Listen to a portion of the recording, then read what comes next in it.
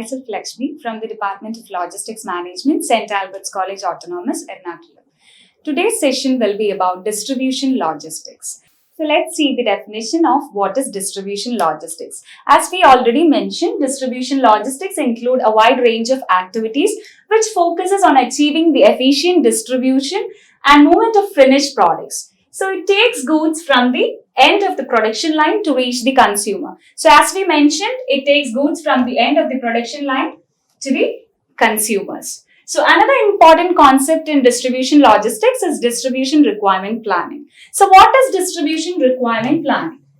It is actually a systematic process to make the delivery of goods more efficient by determining which goods, in what quantities, and at what location it is anticipated or to meet the anticipated demand. So it is a systematic process to make the delivery of goods more efficient by determining which quantities in which goods and at what location it is required, right? So the major aim of this particular distribution requirement planning or DRP is to reduce the cost. So the main aim or goal of distribution requirement planning is to reduce the cost. Cost of what? Cost of ordering, transporting and the holding cost. So the main aim or goal of distribution requirement planning is to reduce the cost of ordering, transportation and holding cost. So let's see what is the prerequisites of distribution. So the first prerequisite is to forecast the demand. It is to know what is the level of demand that is there in the market with the help of the historical data we already have. So next one is the current inventory levels. We should know what is the current inventory level that is existing to know what should be more produced more. So next is target safety stock. This is nothing but to know what is the extra stock that has to be maintained to mitigate any kind of risk of stock outs. Next is cost awareness and the next one is customer service enhancement, recommended replenishment quantities and the last one is replenishment lead time plans. So coming into distribution channels. So distribution channel represent a chain of business or intermediaries. So you have to note this point called intermediaries through which the final buyer purchase a goods.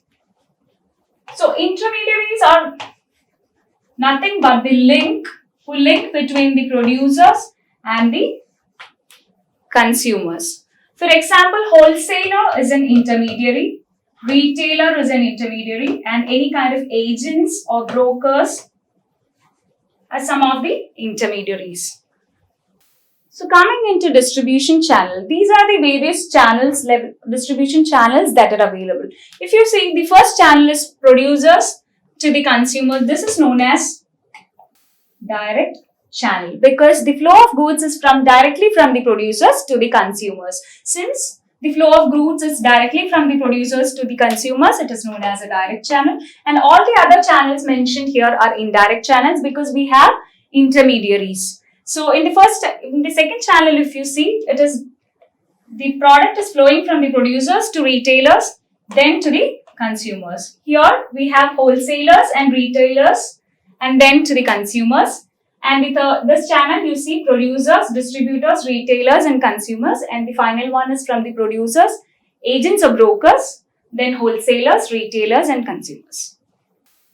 So now let's see what is the objectives of a distribution channel. So as we already mentioned, distribution is nothing but the flow or efficient flow of goods from the producers to the consumers. So if that is the case, for the movement of goods from the producers to consumers, there should be availability or ready availability of the products. So main objective of a channel is availability of the product. Next one is to enhance the prospect sales.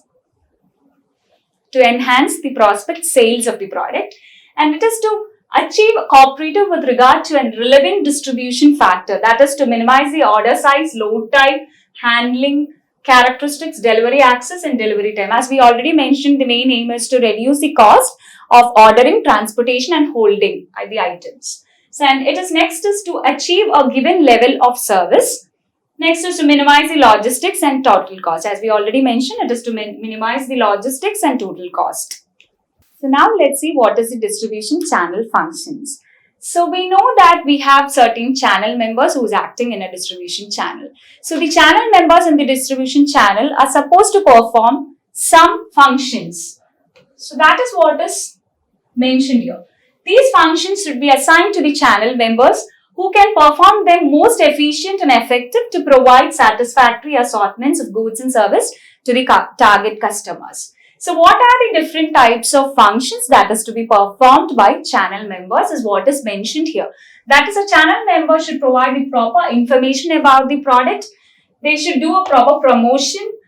They should maintain good relationships. They should match the anticipated demand. They should work for matching the anticipated demand. Negotiation is very important. Then physical distribution, financing, and definitely a channel member should be able to take some risks. So these are the various channel functions or the functions of the channel members. So in today's session, we have seen what is distribution, what are the objectives of distribution, and what is distribution channels, what are the various distribution channels, and we have seen what is the prerequisite of distribution, and lastly we have seen the functions of distribution. Hope you have enjoyed the session. Thank you.